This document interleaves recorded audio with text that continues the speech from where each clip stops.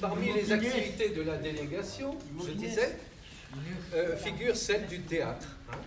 C'est une activité qui est là depuis un bon nombre d'années, je ne sais plus combien d'ailleurs, et qui est animée par différentes personnes qui se sont succédées. Il y avait eu ce Serge, c'était dur à dire, mais en théâtre, c'est important qu'on puisse dire des choses. Et eh bien, on se réunit tous les 15 jours, le jeudi après-midi, et on fait une heure d'exercice et puis une heure aussi de préparation de notre spectacle qui s'appelle Aujourd'hui je reçois, avec notre troupe qui c'est les Empaffés des Deux Croix. Alors, nous allons vous infliger, non, vous présenter, nous allons pas vous infliger, mais nous allons vous présenter un certain nombre de petites scénettes. Soyez indulgents et essayez d'applaudir quand ça nous fera plaisir. Alors, c'est comme ça que, dans un premier temps, je reçois aujourd'hui deux phénomènes, deux adhérents, tout simplement, qui peuvent s'approcher, s'il vous plaît. Et qui vont venir évoquer la place du sport dans le monde du handicap, parce que chacun a une spécialité de haut niveau. Notamment, alors je vous présente Thomas, non, c'est Didier, pardon, je vous présente Didier, qui est immanquablement présent à la délégation, qui est toujours content, toujours partant, toujours plaisantant, et qui a connu des jours de gloire dans le domaine de l'haltérophilie. Il nous expliquera ce qu'il en est tout à l'heure. Je vous présente également Thomas, qui est lui élu au conseil départemental, qui représente la jeune génération, la relève dont on aura besoin, et lui aussi, grand sportif dans le domaine des foot-fauteuils. Alors voilà, j'arrête de bavarder, je vous laisse la parole. Didier, comment se passe ce sport que vous pratiquez? Le sport que je pratique, j'en ai pratiqué pendant 40 ans. J'ai fait 40 ans de sport de haut niveau. Et j'ai arrêté ma carrière il y a 3 ans, c'est tout. Et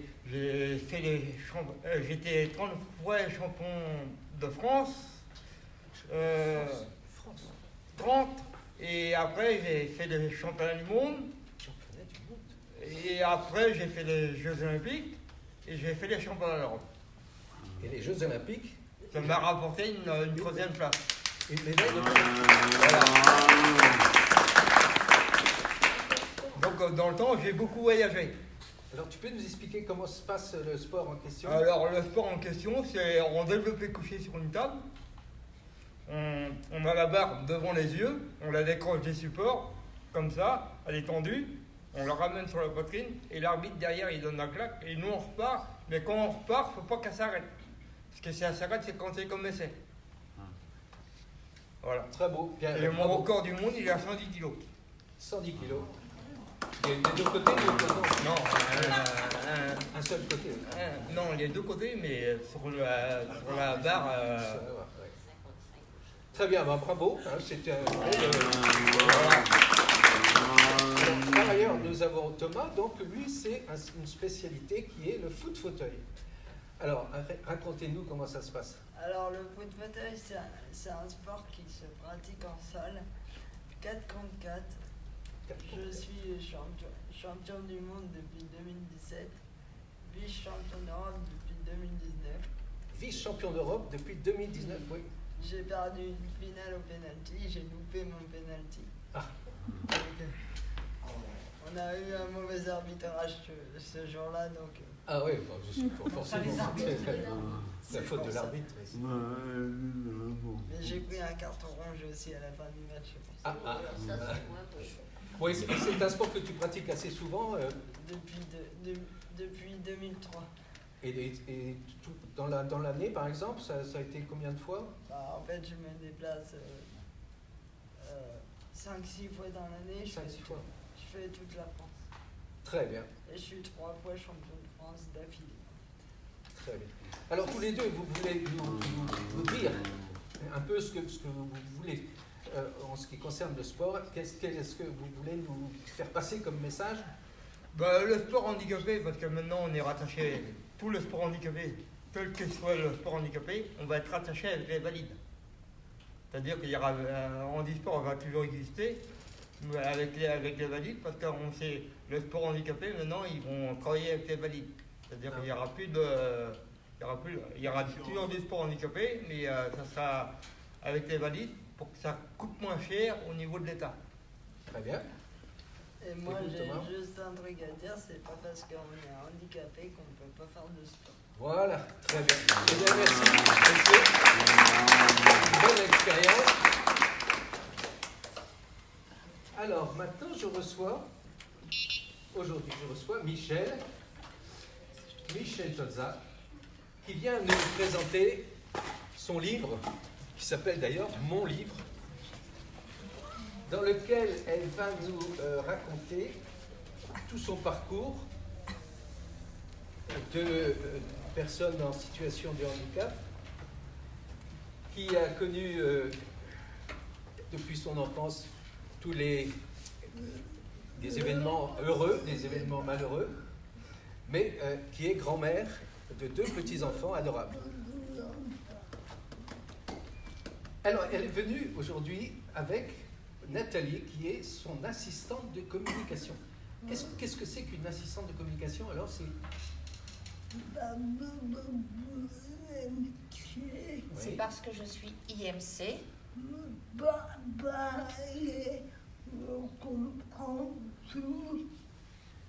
C'est pour que quand je parle, on comprenne tout.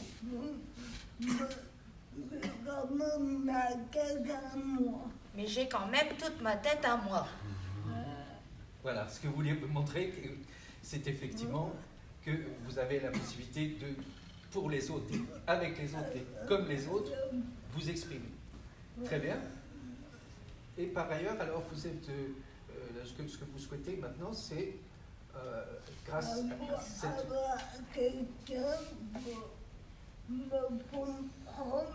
Avoir quelqu'un pour m'aider à me faire comprendre. Alors comment vous avez trouvé ce service?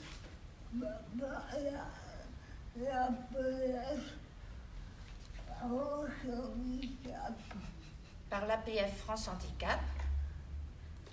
Vous avez contacté l'APF, voilà.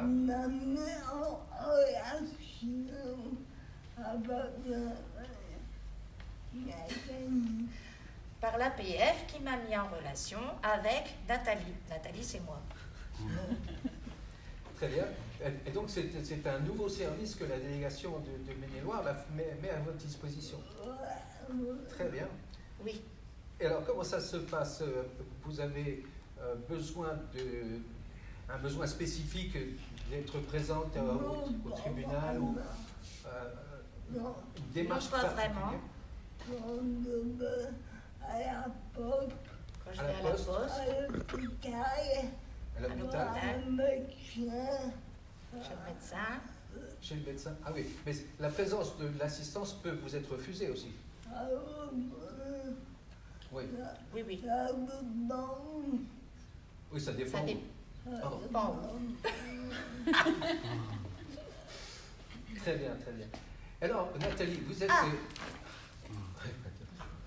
Vous êtes assistante de communication depuis quand et comment ça se passe ici? En fait, c'est un métier à part entière, effectivement. Et ça fait un petit moment que je suis assistante en communication. Mais comme c'est une formation récente, Oui. il a fallu d'abord que je passe par cette formation, que j'apprenne à connaître Michel, Voilà, c'est important. que je m'entraîne à l'accompagner lors de ses présentations de livres, notamment, Oui. parce que là, pour le coup, c'est pas refusé, au contraire. Et voilà, quoi. Et les qualités, c'est quoi les qualités essentielles? Alors les qualités, avant tout, je dirais les qualités humaines qui sont requises, le savoir-être, le savoir-faire, surtout respecter la personne avant tout.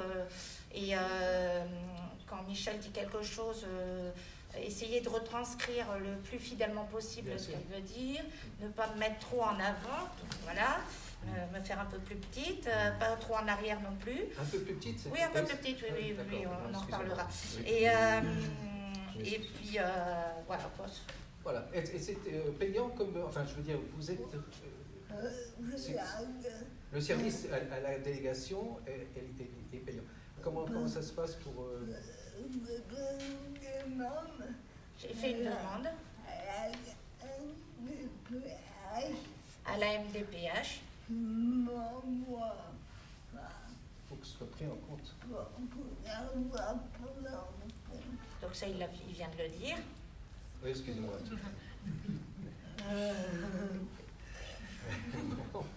Très bien. Et ce qui m'a permis d'obtenir, moi, ma fiche de mission du coup. Ah oui, très bien. Donc, non, mais c'est un nouveau service qui est quand même assez intéressant et qu'il faut mettre en valeur. Voilà, il n'y a pas si. Voilà. On innove. Oui, non, c'est vrai que dans ces démarches qui sont un peu particulières, ça vous donne, vous, un peu plus d'aisance. Hein. Vous êtes plus à l'aise pour exprimer ce que vous voulez dire. À condition que vous vous adressiez bien à elle et pas à moi, comme vous venez de le faire tout à l'heure.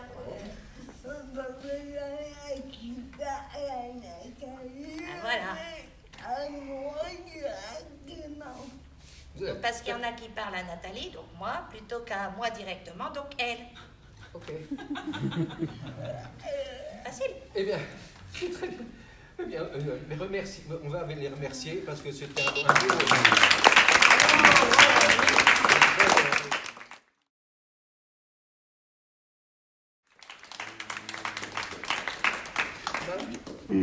Marie-Berthe Christine est collectionneuse. Vous êtes collectionneuse en quoi?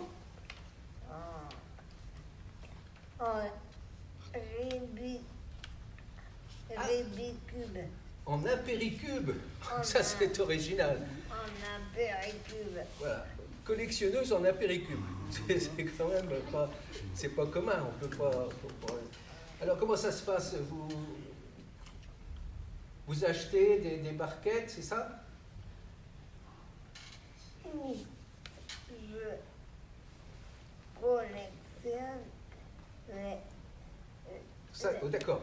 les apéricubes. Voilà. Donc vous les avez achetés en barquettes, vous les avez entreposés et c'est pas la peine de le livre. Ah, et alors aujourd'hui je reçois. Vous avez tous les parfums, toutes les couleurs. Ouais. Vous avez par exemple le rose avec l'emballage jambon, non? Ouais. Oui. Vous les avez tous. Le goût orange, vous l'avez. Ouais. Voilà. Ah, non, c'est extraordinaire.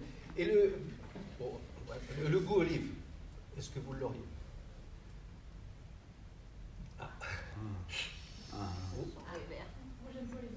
Et je pense que j'ai touché un point sensible. Si d'aucuns avaient le goût olive, ce serait bien d'en faire part à Christine. On avale le noyau en général. En tout cas, il faut qu'on remercie quand même Christine parce que c'est pas commun.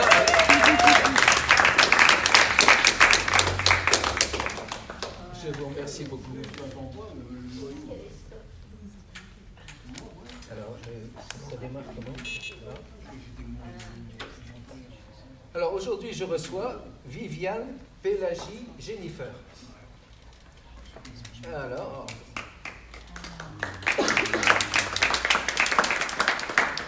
Viviane Pélagie Jennifer vient de nous présenter ses talents, ses passions. Alors, vous êtes une meuf, une meuf, oui, je vois bien. Mannequin en fauteuil. Mannequin en fauteuil. Ah, meuf, c'est mannequin en fauteuil. Mannequin en fauteuil? Comment? C'est mon fauteuil qui vous gêne. Ah non, je me permettrai pas. Non, mais comment ça se passe? Vous représentez des stylistes Oui. en fauteuil, quoi. Oui, en fauteuil. Ah ouais, bah pourquoi pas, hein? Pourquoi pas? Non. Alors, sinon, je crois que vous avez une passion également. Oui, je suis marraine de l'opération. Pour eux, c'est déjà bien. Marraine de l'opération, pour eux, c'est déjà bien. Oh, c'est original, oui. Et vous faites, c'est quoi alors, votre spécialité? Je collecte des noyaux d'olive pour en faire des colliers. Des noyaux d'olive? Et ça marche? Pas du tout. Oui, zéro. Ah, ouais, ben, en tout cas, c'est une belle initiative. Il faut reconnaître que c'est original. Hein. Merci, Jennifer.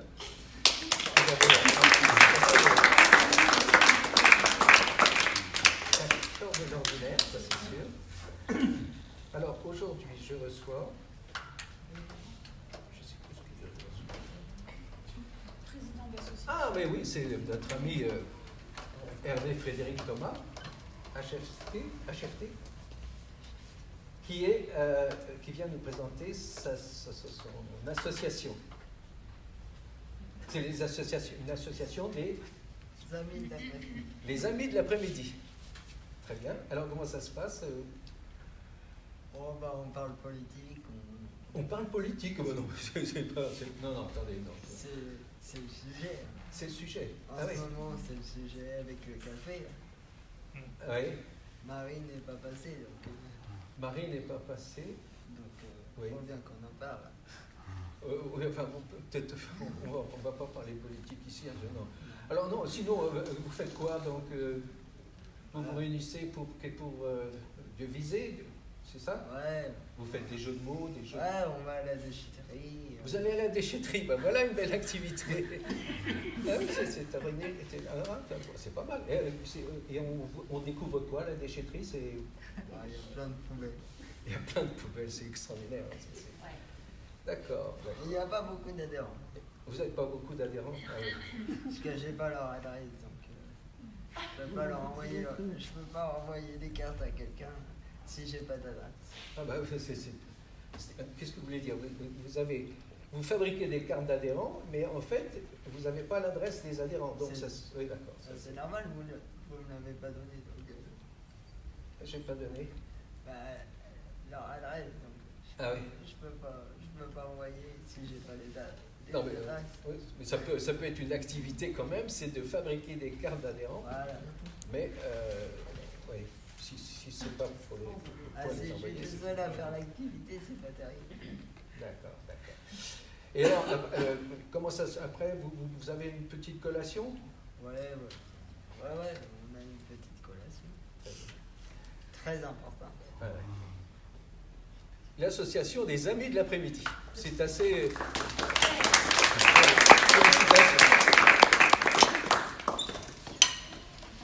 Alors aujourd'hui, je reçois Nathalie Fadiez. Alors comment on dit Nathalie? Comment on dit naine ou petite personne? Ça y est, ça commence bien. Non mais pour parler de quoi? Je parlais de votre particularité. De votre particularité, C'est-à-dire c'est le fait que vous affichiez un gabarit relativement modeste. Qu'est-ce qu'il a, mon gabarit? Non, mais attends, c'est pas un handicap. Un quoi? Non. Bon, écoutez, l'important c'est d'être à la hauteur. Justement, asseyez-vous, tiens, pour qu'on a la hauteur. Ah oui. Parce que ça concerne quoi au juste? Alors, en fait, Pourquoi vous m'avez fait venir là? j'ai vu que vous êtes. On appelait Nathalie Fadiez. Pourquoi Fadiez? Ah, c'est pour ça, d'accord. Fadiez, hein, on me donne ce surnom parce que c'est la note la plus proche du sol, voilà. C'est excellent. Oh, pardon. C'est pas vrai que c'est la Kyrie. La note la plus près du sol. Non, pardon. Alors, oui, parlons des choses sérieuses maintenant. Non, mais c'est bien que vous soyez assis parce que là, votre humour, vous voyez, il est plus bas que moi finalement. Il vole moins haut que moi. D'accord. Ouais. C'est là qu'il Je voulais maintenant. Vous êtes là surtout aujourd'hui pour nous présenter votre livre. Parce que Nathalie, Faliès Nathalie, Ça va déjà. est une spécialiste des combats contre les maladies. Oui. Son dernier livre, et ça s'appelle Mon combat contre le rhume. C'est une belle initiative. Alors, expliquez-nous ce livre, comment ça se déroule. D'accord, parce que je voyais que oui, c'est à moi de le présenter, vous ne l'avez pas lu, c'est ça? Bon, alors, Mon combat contre le rhume, en fait, tout a commencé l'année dernière. Ah oui, et vous citez, j'avais un peu mal à la gorge. Non, avant, je dis que j'avais le nez bouché. Ah oui, Oui, vous ne l'avez pas lu. c'est d'accord, ah d'accord. Et voilà. Et donc, vous avez alors, Oui. comment ça se passe après? Après, j'ai consulté, je suis allée voir le docteur, tout ça. Et là, alors là, attention, accrochez-vous, ça va, vous êtes assis, c'est bien. Le docteur me dit, comme ça, madame, vous avez un rhume. Oh, sans ménagement, comme ça. Ah, comme ça. Oh là là. Ah, ouais. C'est- Ah non, c'était... Mais, Oh là là. mais comment on réagit comment, dans ces cas-là, comment on Vous réagit? imaginez, moi j'ai dit, pourquoi moi? Pourquoi moi? Oui, et vous citez, moi qui mets toujours mon gilet. Oui, en plus. Oh, bah, c'est Je l'ai même pas vu. oh, c'est dingue. Et alors après Ah bah, après, par contre, le traitement nickel. Ah oui. Doliprane, paracétamol, Voilà. des grogues, voilà. Du shit pour le nez, la gorge, les oreilles, partout. Des pastilles. Et vous êtes guéri. Ah ça? oui. Ah ouais, c'est fou. Ah oui, là par contre, oui. Bon, ouais, Hormis l'annonce, le reste, nickel.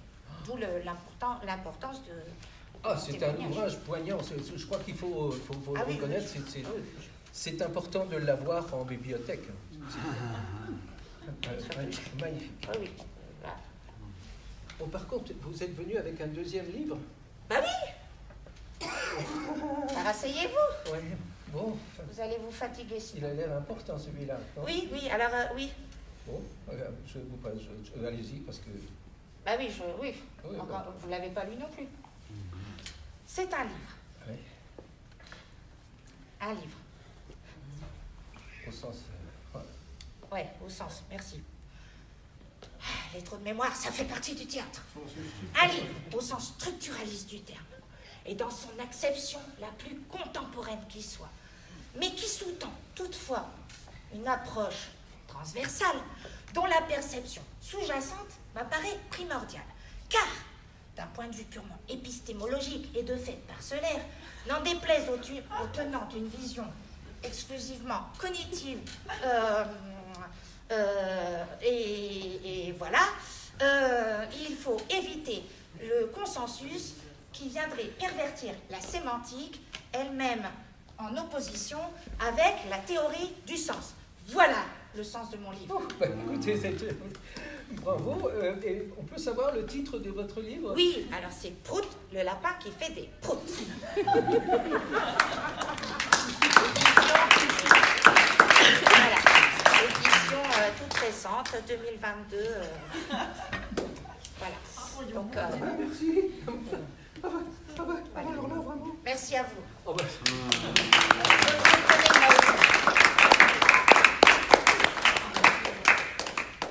aujourd'hui, je reçois Paul Max Alain. Paul Max Alain. Bonjour. Dites-moi, Paul Max Alain, vous avez pris une décision, vous étiez chinois avant, et vous êtes un ancien chinois, et vous avez décidé d'arrêter.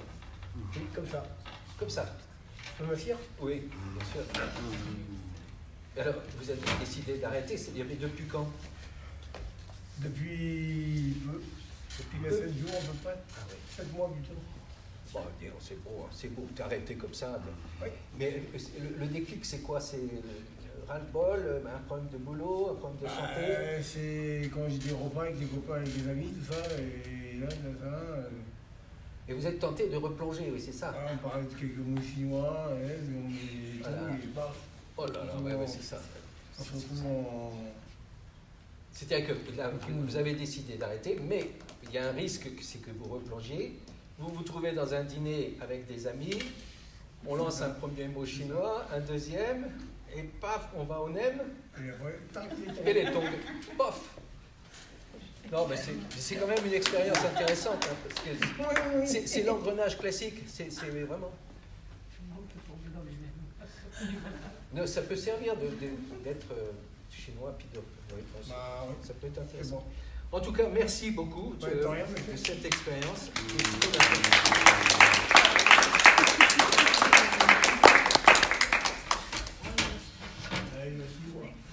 Aujourd'hui, je reçois Bernadette Silvoli Élise.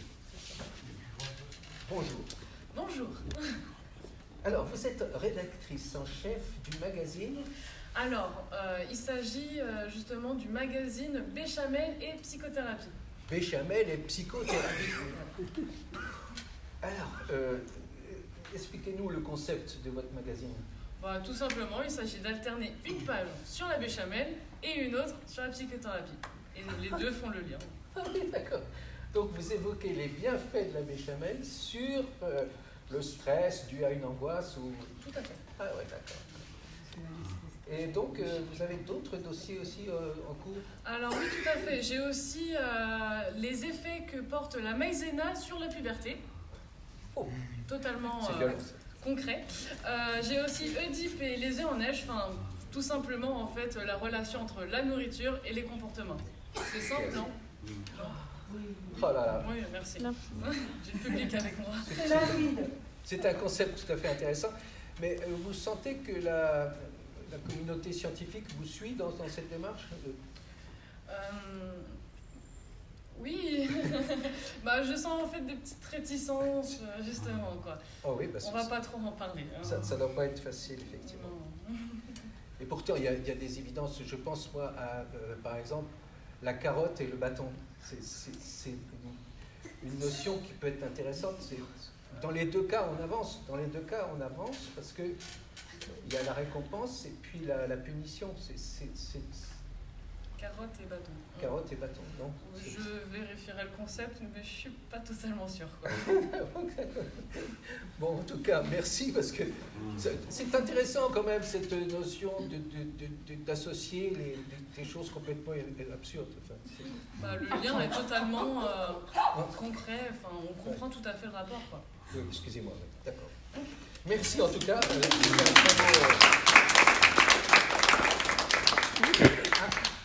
Aujourd'hui, je reçois Christopher, Benjamin Auguste Christopher Bach, qui est autiste. Non, artiste, pardon, excusez-moi. Ces fiches là sont mal foutues. Bon. Et donc, vous voulez nous présenter votre prochain spectacle. Comment? Vous êtes OK? Oui, maintenant, OK. OK, vous êtes OK, c'est-à-dire sur le boulevard, à la fin, c'est dans la salle dans la salle principale des fêtes de Saint-Marcel-sur-Loire. Ah oui, vous êtes OK, ça veut dire que vous êtes prêt. Mais en fait, c'est mercredi après-midi. pas OK, c'est pas... Et donc, dans la salle des fêtes de Saint-Marcel-sur-Loire. Saint-Marcel-sur-Loire.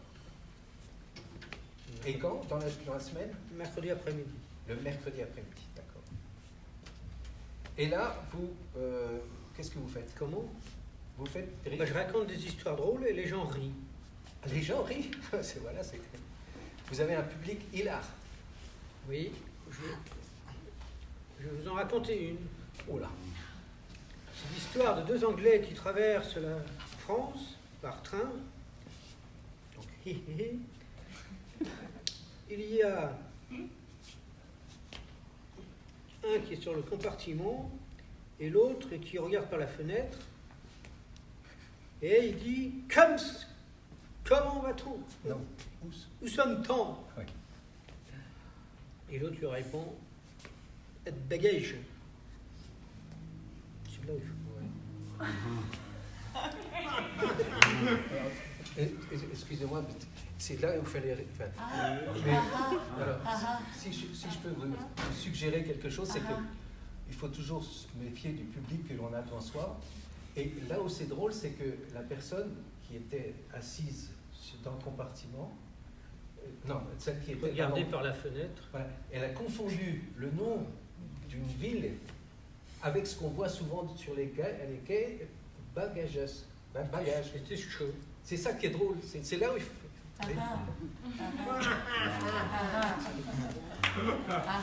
En tout cas, merci, c'est une belle...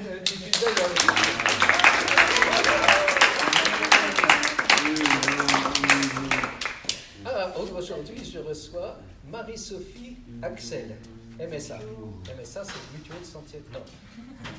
C'est pas pareil. Vous allez nous donner la recette des Millettes à l'esclavouche. Des millettes à l'esclavouche. Alors, nous vous écoutons. Alors oui, les millettes à l'esclavouche, Ouais. la recette est très importante.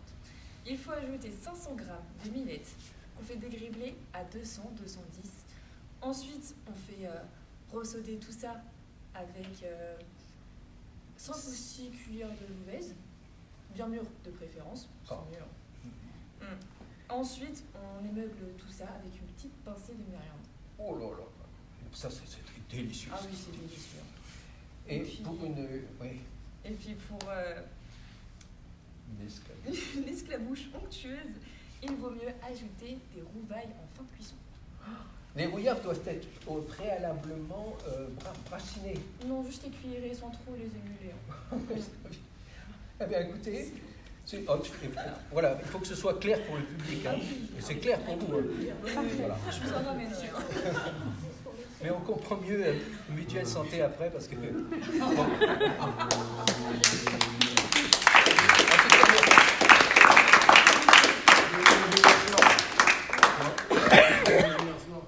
Oui. Très bien, bah, écoutez, c'était avec plaisir que nous avons présenté ces quelques scénettes.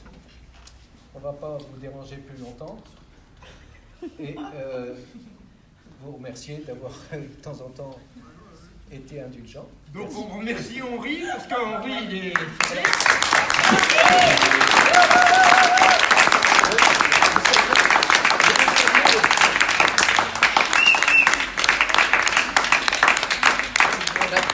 Les empaffés, les deux, trois. Voilà. Mettez-vous tous ensemble pour faire une petite photo si vous voulez bien. Ah, tu veux faire une photo? Ouais. On peut s'inscrire pour l'émission? Ouais, si tu veux, mais... Il y a encore dans la place, hein, tu peux venir.